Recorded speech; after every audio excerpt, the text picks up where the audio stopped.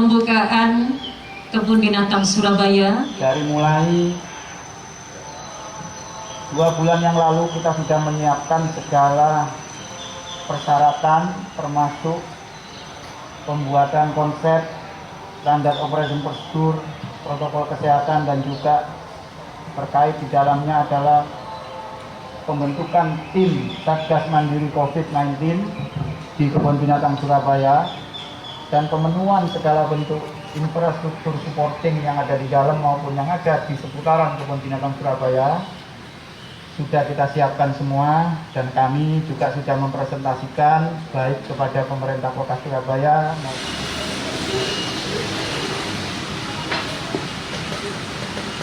Untuk pengukuran suhu 37,5, kami mohon maaf untuk tidak diperkenankan masuk di area KBS, namun mungkin nanti bisa kita istirahatkan yang ada di sebelah kiri saya, ya. Jadi nanti akan ada ruang pelayanan kesehatan.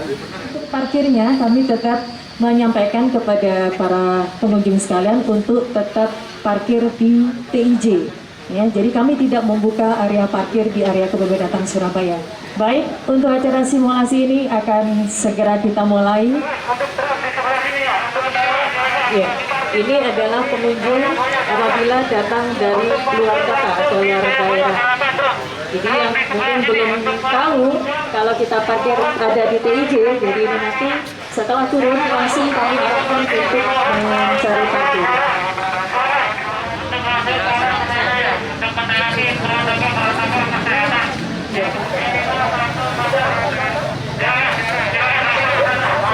Ya, jadi seperti ini, Bapak, apabila pengukuran suhu lebih dari 37,5, maka kami tidak memperbolehkan pengunjung untuk masuk ke area PBS.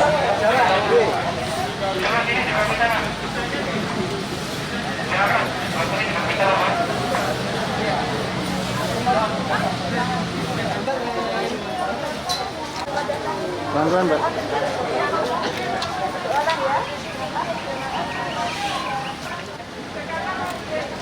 Jaga jarak, jangan lupa untuk menggunakan masker ya. Terima kasih Bapak Ibu sekalian atas kunjungan Anda hari ini. Silakan menikmati Kebun Binatang Surabaya dengan mengikuti arahan yang telah kami sediakan. Tetap jaga jarak dan gunakan masker Anda dengan baik. Tugas kami yang telah kita sudah ditambah.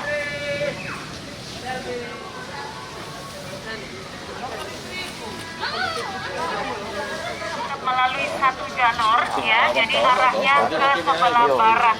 Kalau biasanya para pengunjung bisa ke sebelah kiri ke arah timur, tetapi karena guide nanti akan mengingatkan pada saat para pengunjung pada saat mau selfie berkerumun sejarah ya, jadi pada saat berkerumun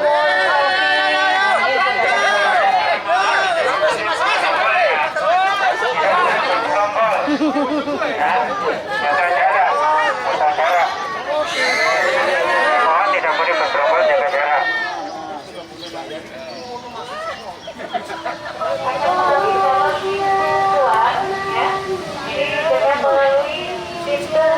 di sebelah timur dari pintu masuk.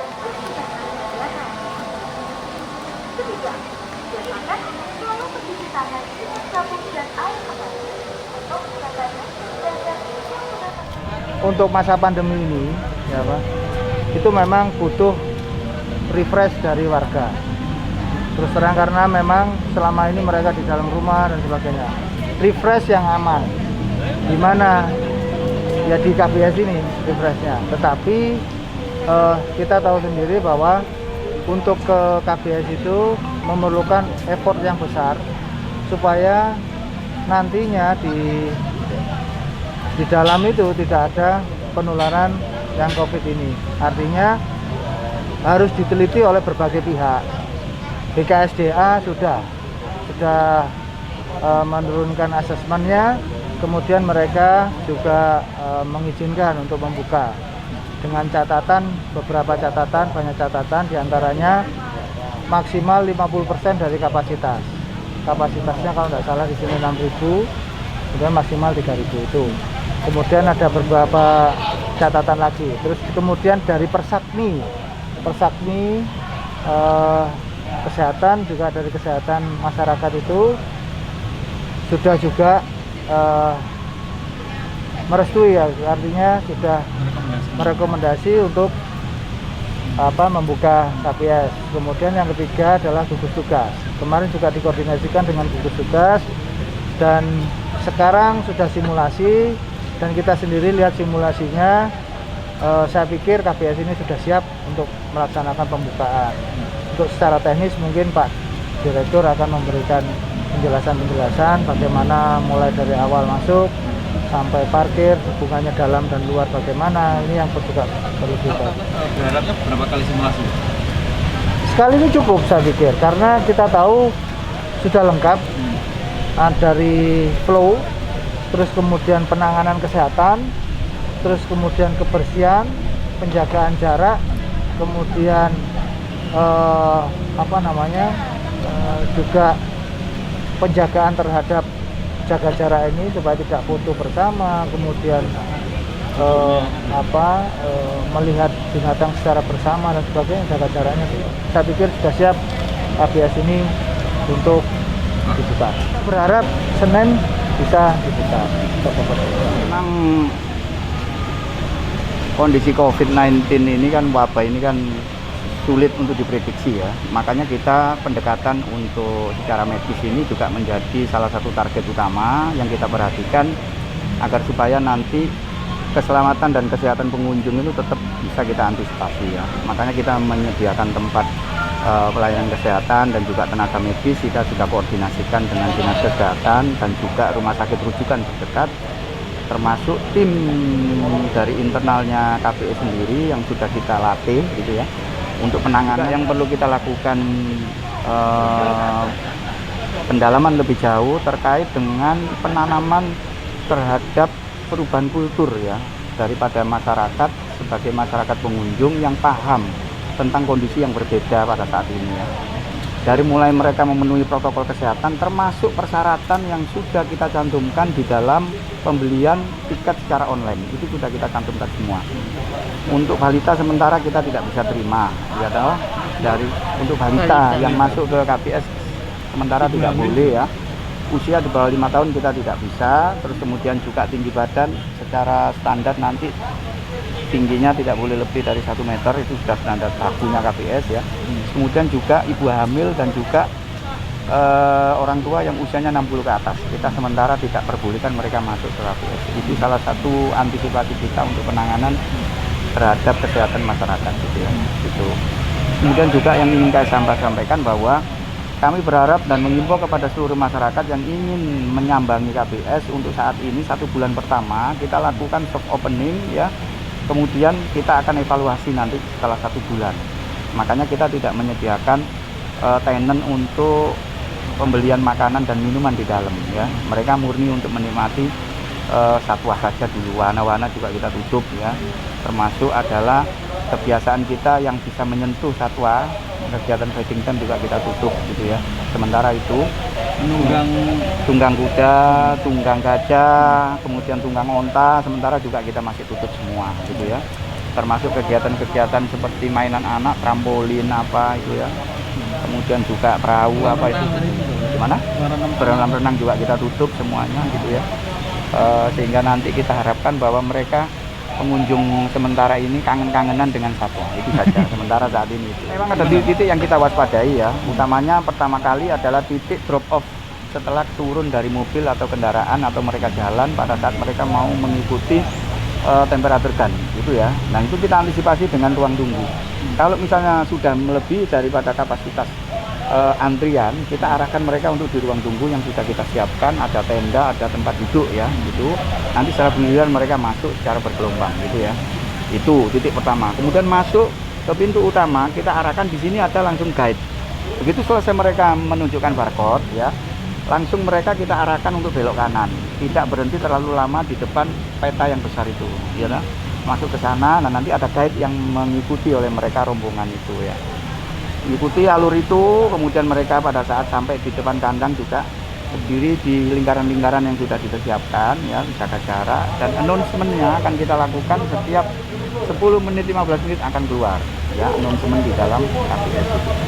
Pokoknya yang penting mengikuti alur dan guide yang sudah disiapkan, ya. Itu sudah ada semua jalurnya yang sudah dibuat oleh manajemen KPS untuk mengikuti alur sesuai dengan arah panah, gitu ya. Itu sudah ada. Nanti yang mengarahkan guide-nya nanti yang megang alur ya, karena guide-nya ini nanti ini alur yang ke sana, alur ke sini, nanti yang tentukan dia. Jadi alur ke reptil, alur ke mamalia, alur ke aves gitu ya. Termasuk jalur-jalur itu nanti supaya tidak terjadi tubrukan atau penumpukan itu sudah diatur oleh guide. Nanti ada petugas untuk mengarahkan ya. Kalau misalnya mereka tidak ngikutin secara disiplin apa itu arah panah tadi itu loh ya. Tadi kan ada itu yang waktu simulasi itu yang pura-pura bandel itu ya. Nah itu diarahkan. Untuk hari biasa dari Senin sampai dengan Kamis ya itu kita pastikan satu hari maksimal 1.500 ya. Jadi slot pertama 750 antara jam 8.30 sampai 11.30, kemudian jeda 1 jam 12.30 sampai jam 15.30 750 ya. Kalau hari Jumat 500 ya.